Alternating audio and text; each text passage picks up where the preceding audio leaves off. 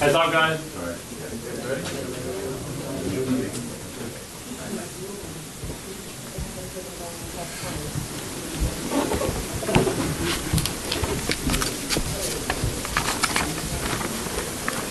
You want to get that other one, Nate?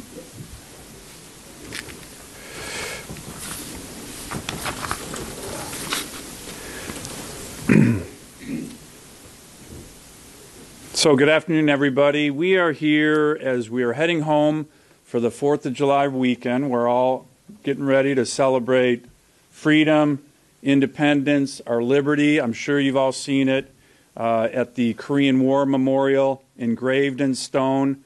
Freedom is not free, and that is something we're all going to be celebrating. As you know, the sacrifices of our military is what has kept us free for hundreds of years, not just in our country, of course, but all around the world. I had the opportunity to travel with a couple of my Democratic colleagues, Senator Coons, Senator Duckworth, recently in Korea, Taiwan.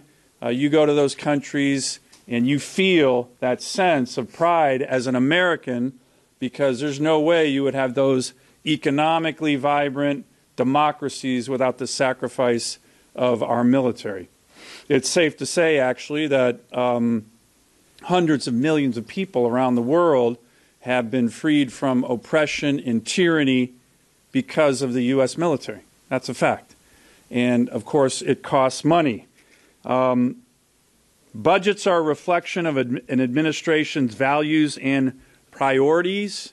Many of us believe that defending our nation should be the number one priority, and what we are here to talk about and highlight is when you look at the $6 trillion Biden blowout, where they prioritize military spending, the Department of Defense spending for our military. It's not just prioritized number one or number two relative to all the other federal agencies.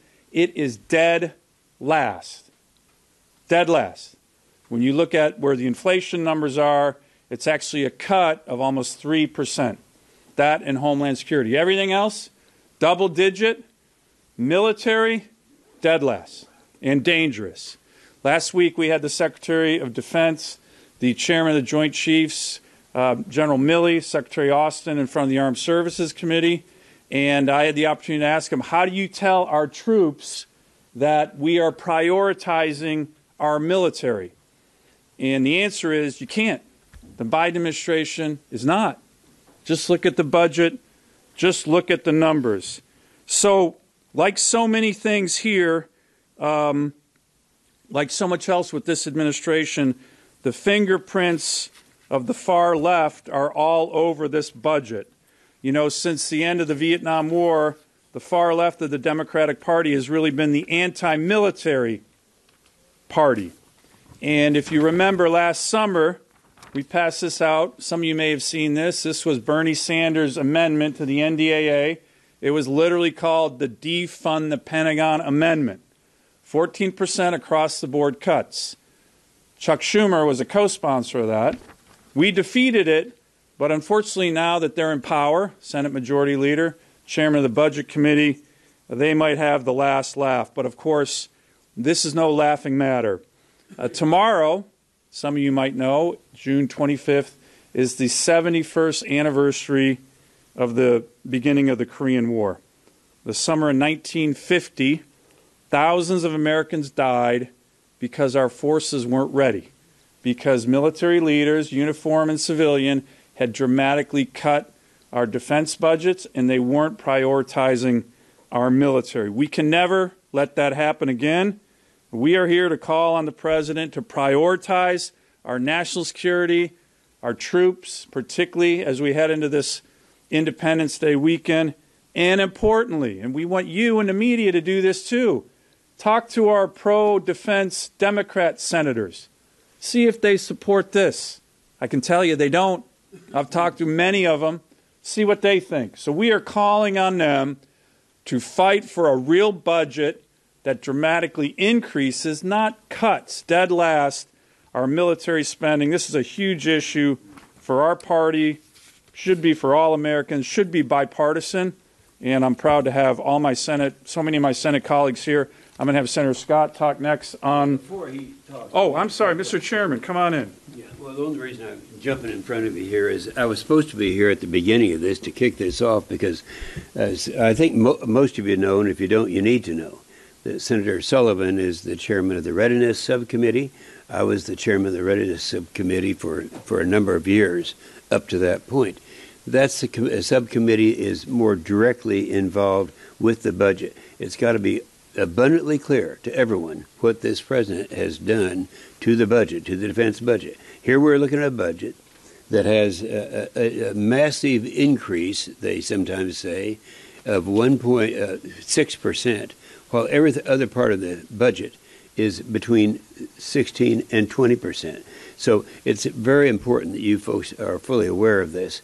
And this group up here is kind of leading the effort to make sure that you are aware of it.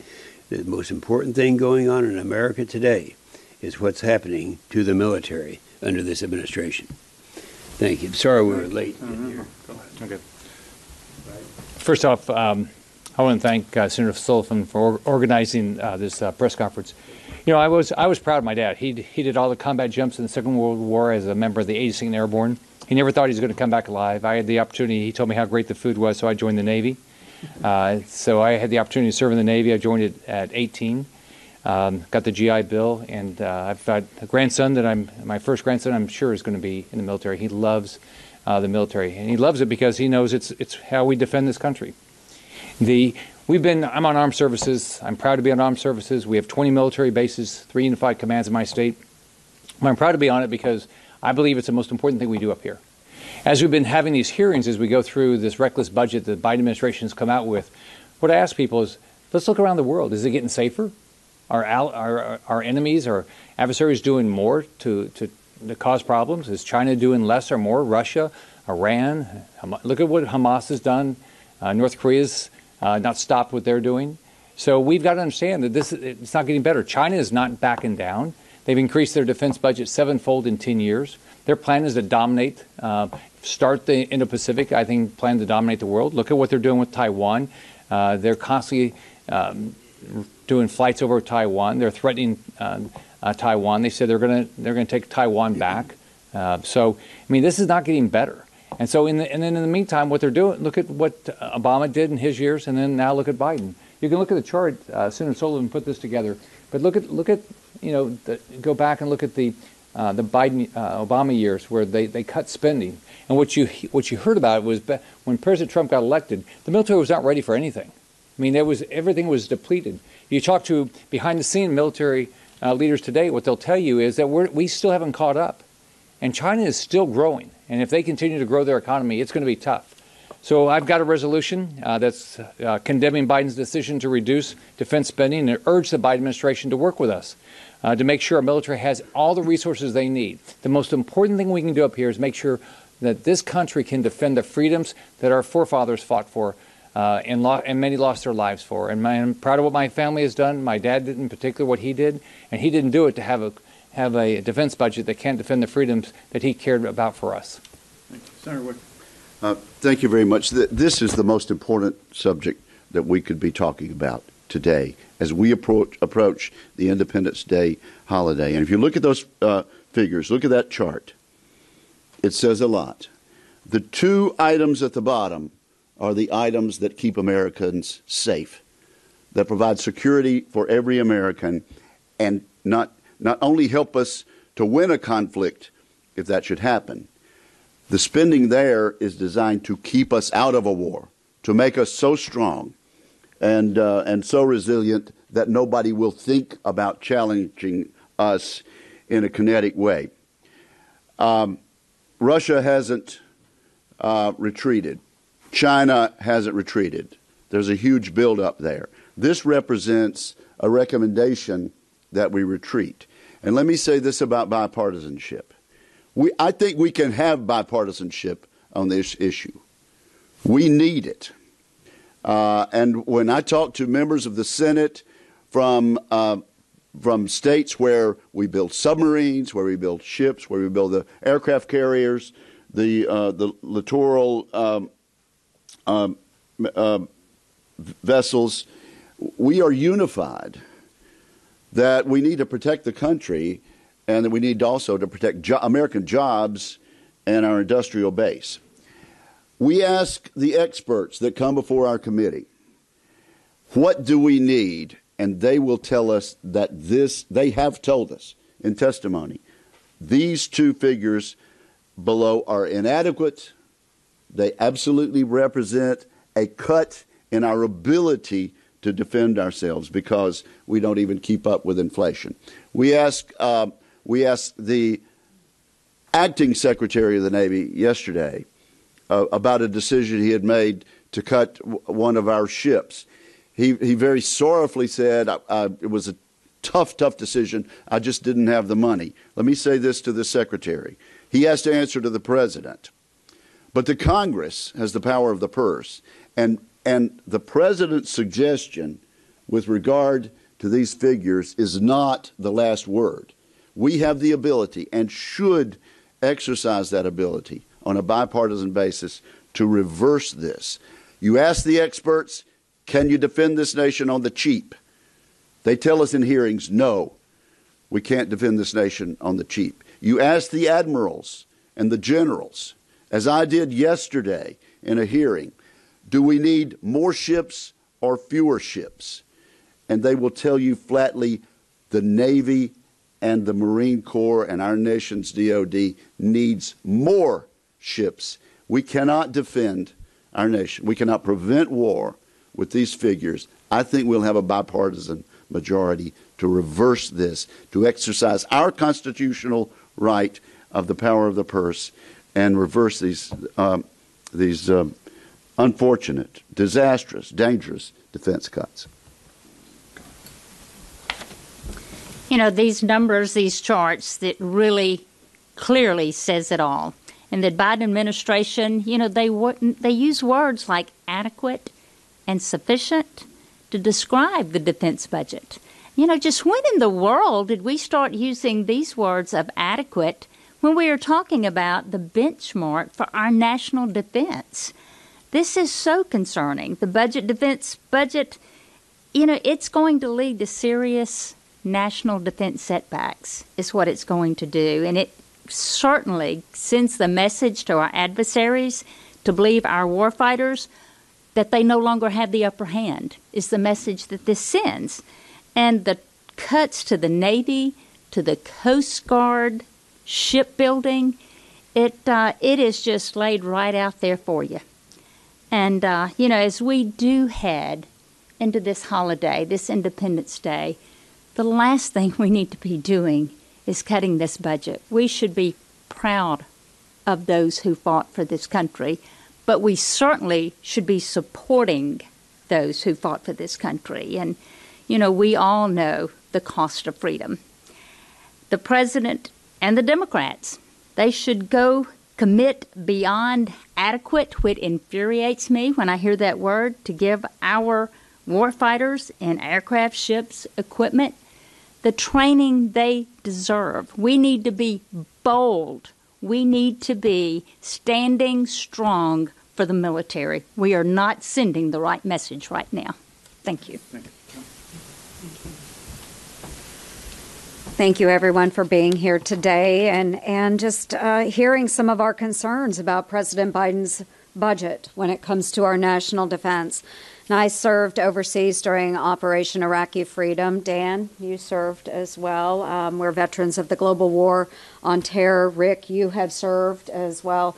You look at the breadth of knowledge of those of us that have served in uniform, now serving in the United States Senate and on our Senate Armed Services Committee, and you'll hear the same thing from each one of us.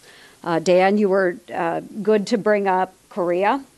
As we are approaching that anniversary, the folks that were engaged in Korea, those units were not manned, they were not equipped, and they were not trained.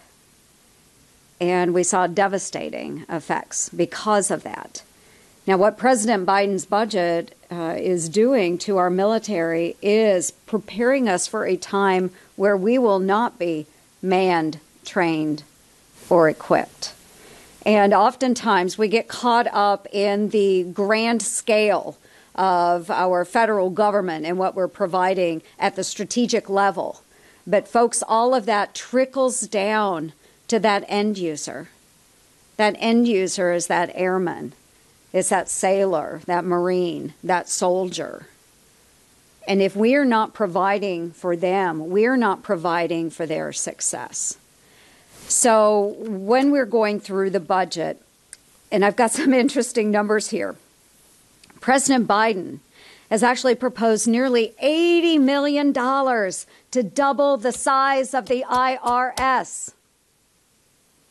It's 87,000 more tax agents, right? But he's slashing the Army budget by $3 billion. And the resulting troop reductions there would leave us with the same sized Army that we had on 9/11 of 2001. One that's less ready and one that has older equipment, used equipment, not modernized equipment. So I would just ask this president that when we face another 9/11, as we see our troops coming out of Afghanistan, I just met with President Ghani downstairs, so did Senator Inhofe. And one of his security advisors stated, one of President Ghani's security advisors stated, we hear over and over again the sentence that President Biden says, we hope to prevent Afghanistan from ever being a safe haven for terrorists. That security advisor said, it is a safe haven for terrorists. The global war on terror is not over. Are we prepared for another 9/11? If that happens, will President Biden, will he call on our armed forces, or will he be calling on the IRS? Great, thank you. Senator Ernst, any questions? Yes. In practical and in terms of practical and legislative process terms, what can you do? One, to convince those Democrats who you think are also in agreement that the budget is too low. What can you do to change the situation practically and legislatively? Well, look, I'll take a crack at that. Obviously, the president proposes, the Congress disposes. We have the final word on the budget. And I will tell you, the admirals and generals don't like this budget. Okay? They don't. They can't come up and testify that they don't, but we talk to them. They're not pleased with this. Importantly, I believe, and I've had conversations, there's a number of Senate Democrats who do not like the fact that we are not prioritizing the military at all. So we can certainly push for a top line in the NDAA as we move that through the Armed Services Committee, and on the Appropriations Committee, we can and we are planning to significantly plus this up. But look at this chart. Look at this chart. There's no way this administration can say, and it was difficult for Secretary Austin, I have a lot of respect for him, served with him, General Milley too, there's no way they can look at us, they tried to do it last week, and say, we prioritize our military relative to other elements of the federal budget. They don't. It's a $6 trillion blowout, and our military right now is dead last. And I think there's bipartisan support to increase it. The challenge is, as I mentioned, the far left of the Democratic Party is ascendant, and they don't like the military. My understanding, maybe you guys in the press have better intel than I do, the original budget proposal was a 10% cut, and that the DOD members fought back to get to about a 3% with inflation cut. So that's the battle. It's between moderate, pro-defense Democrats and the far left. And right now, Bernie Sanders, Chuck Schumer, what they did last summer, which was, again, take a look at it, an amendment that was a 14% across-the-board cut to our military. That's what they wanted. Senator Sanders called it tongue-in-cheek, his defund the Pentagon amendment when they were all motivated on defund the police. That's the tension. It's not with us. We're going to continue to press to make this a much stronger budget for our military.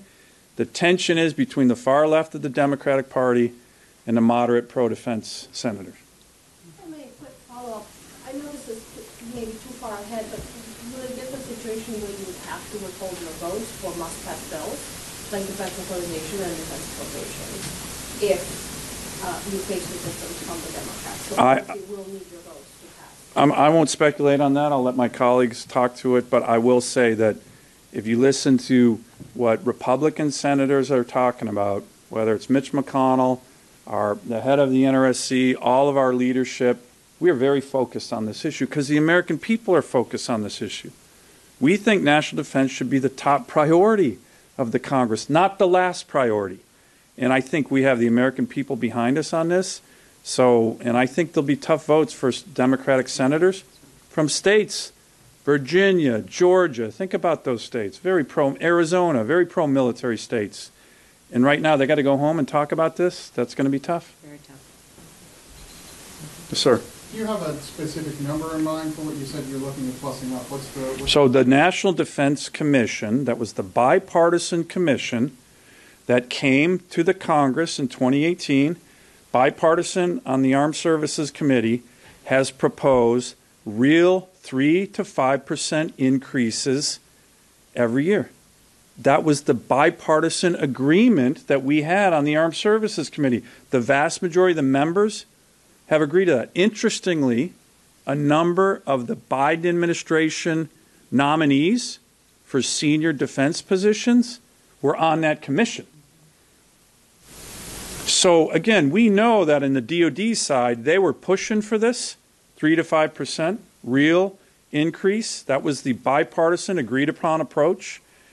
A number of the administration officials agreed to it. I've talked to them. And they just didn't win out in their budget battles, which again is a reflection on the president and his overall administration. Yes. Yep. Go ahead. Sorry. Sorry. Thank you. I wanted to ask. So I believe that we spent about $2 trillion in Afghanistan trying to push out terrorists, and now it seems like they're already flooding back in. Is there concern that if this budget goes lower, that your long term, it's going to have to increase quite a bit to make up for lost ground? Well, look, and again, my colleagues jump in here. If you look at this chart right here, so this was, as Senator Scott mentioned, the red is China. So they're increasing about 10% a year, okay? And they're going to keep doing that.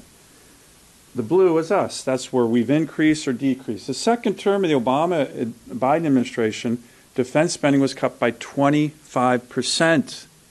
25%. Readiness plummeted, to your point. We tried to build it up during the Trump administration when the Senate Republicans were in power. And now, as I mentioned, we're going back to these cuts. What you can't keep doing is whipsawing the military because these are just numbers, but what they equate to is readiness.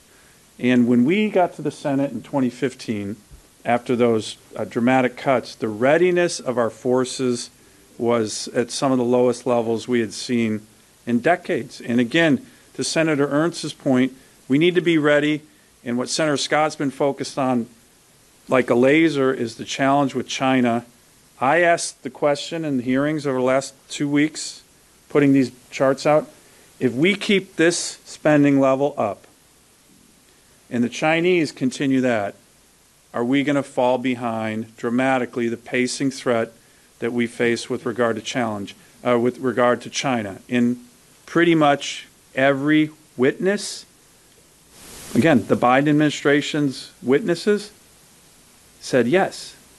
So that's what we're facing. It's pretty clear. And if I could add to that, obviously our strategy has shifted to near-peer adversaries. But we still face those violent extremist organizations, or we need to engage in counterterrorism operations. Afghanistan is the prime example. The American public, while it's really popular to pull our troops out of Afghanistan, most of the American population doesn't understand we have only, or had only, a few thousand troops on the ground in Afghanistan. So the American public believes that we will see substantial cost savings by pulling out of Afghanistan, and that is not necessarily the truth of the matter. I've spoken to a number of high-ranking officials in Central Command, and they have all stated those costs just shift elsewhere. So now we're basing troops in other areas. We're doing over-the-horizon activities. So there's not a significant cost savings there. We're still going to be engaging. We still have those violent extremist organizations out there. We have to be prepared, and we have to provide the necessary resources. Senator Ernst kind of answered my question before I asked it, but I guess the question that perhaps many Americans have is, if we're coming out of Afghanistan, if you're not fighting that war, why do you need more money than when you were fighting a war in Afghanistan and Iraq and all the other things? Like, aren't you taking one thing off the list? Well, look, I think, when you look at, and again, this was very bipartisan. The Trump administration put forward its national security strategy and national defense strategy that said, hey, we need to start reorienting our focus from a national security perspective. We got to keep an eye on the violent extremist organizations, which was the focus after 9/11. But the great power competition we are now seeing, particularly with regard to China, is the pacing threat, the pacing challenge. That reorientation has been embedded in the last 2 NDAAs, and it's been very bipartisan. So the challenge is right there. The challenge is this budget actually shrinks the Navy's fleet by 1 ship. This year, we're shrinking the fleet of the United States Navy. There is nobody in the national security realm, experts, who think that that is sustainable in terms of our competition with China. So I would say there's a reorientation towards great power competition. Russia and China is the pacing threat.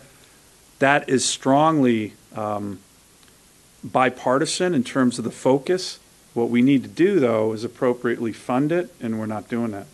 Well, if our allies were growing, it's like, all right, if Australia, Great Britain, Japan, they were all growing, that would be totally different. But who's growing is our adversary. I mean, they clearly want to dominate, start in the Indo-Pacific, but they want to dominate the world. And so we're going to have to be in a position to defend ourselves or not. And if you look at the Navy as an example, every year we're not building new ships. Our fleet's aging pretty fast. Yes. Yesterday at the House hearing with Officer Lilly, Congressman Garamendi said, like extending NMS 3 and causing GPS to use for 17 years, save, in his words, north of $37 billion over 10 years. Would you trade 12 to 15 years on GPS to use for 37? On which system? Ground-based. Look, I mean, the one thing that this budget does focus on to some degree, and I'm not the expert on it, is the nuclear modernization, which again has been a bipartisan area. The Obama administration was focused on that. So the extent that there is a focus on modernizing all 3 legs of the triad, that's where I am. The details I can get back to you on. I don't know if Yes, no, I would say no. We cannot trade that. We see that our nuclear deterrence, the triad is aging. And I recently was on a trip to Minot, North Dakota, and saw 2 legs of the triad and then down to Strategic Command at Offutt Air Force Base in Nebraska. And the emphasis over and over again is that we cannot give on modernization. For too long, in many administrations, we were not as focused as we should have been on those modernization efforts, and it has set us much further behind than we should be even at this point. So if we delay for a dozen years, it would be extremely hard to catch back up. If you look at Russia, China, Iran's activities and what they want to do with enrichment, we can't afford that. We can't afford that. A lot of the criticism that often leads to is that the Democrats and Republicans ask for more money on top of 15 billion, however much. That leads critics to say, these guys aren't willing to make hard choices. How do you respond to that? So I think when you have the experts studying this, that was put forward with regard to the National Commission on National Defense. This was, again, a bipartisan group of experts came to the committee and said, we think, given the national security challenges, the China challenges, the Russia challenges, 3 to 5% GDP or growth in terms of the budget is a reasonable expectation in terms of defending our national security interests. You know, even as a percentage of GDP, these numbers, even today, even at 3 to 5% increases, are not even near historically high numbers of previous eras. So I think we can clearly do it. What you're seeing here, remember, this is a $6 trillion budget. They are increasing spending everywhere on everything, with one exception. So when a lot of these witnesses came and said, well, we have hard choices, the problem is it's not hard choices, it's what you prioritize. And that's the big issue. That's the big message we're sending. The prioritization of our military with this budget is last. That's a fact. Look at the numbers. So I think 3 to 5% annually is what is a bipartisan target that's sustainable, agreed upon. The military could use that. And I think if you went to most senators, they would agree with that on a bipartisan way. Sir. From Defense News. We've seen some messaging, it's been a few weeks now, from Leader McConnell and now this group, but on the House side, when in years past, I think we have seen some messaging from the top level. We haven't seen that yet. You mean on the House leadership? On the House leadership side. Yeah. You know, the NRC, Rick Scott was here. Mr. McConnell spoke in. How about the House? Why do you think that we're not seeing that high-level messaging? No, I'm not going to speak for the House. I can speak for the Senate. And as I mentioned, and you're giving examples, this is a priority of Senate Republicans. But I would encourage our friends in the media, ask some of the Senate Democrats. There's a number of them who aren't thrilled with this, I guarantee you. Ask them on it. So I think our concerns are bipartisan here in the Senate, but I can't speak to the House. And just as a follow-up, under that 3 to 5% increase, is there a sense of what capabilities need to be added? What, is there any consensus yet on what kinds of what parts of the budget need increasing under that topic? So I will tell you this. I think one area, particularly given the China threat, is that we do not want to have a shrinking Navy fleet. You know, there was bipartisan vote, it's in law, on the 355-ship Navy. Very bipartisan, by the way. And that goes to our industrial base. That goes to our national security. That goes to addressing the challenges with China. And this budget, again, this budget actually starts to shrink the size of the United States Navy. So it's going in the wrong direction. And Xi Jinping and Vladimir Putin are very pleased by that. We shouldn't be. So thank you very much. Thanks, guys. Thank you.